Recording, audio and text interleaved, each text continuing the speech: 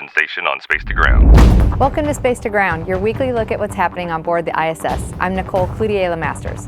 The population of the station was cut in half this week with the departure of 3 crew members.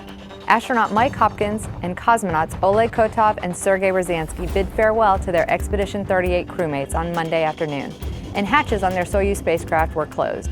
The vehicle undocked from the orbital outpost later that evening, and after a short 3-hour journey, the trio touched down in the wintry snow of Kazakhstan. They were greeted by a small contingent of agency representatives and medical personnel to extract them from the spacecraft and expedite their departure from the landing site.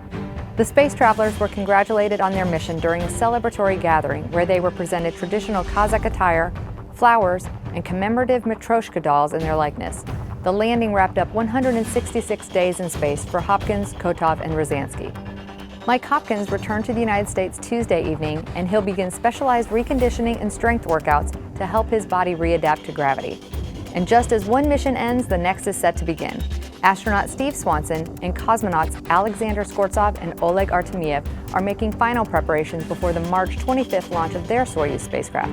The 3 departed Moscow for the launch site in Baikonur, Kazakhstan on Thursday. And this week's Twitter question is, how many sleeping berths does the ISS have? Great question.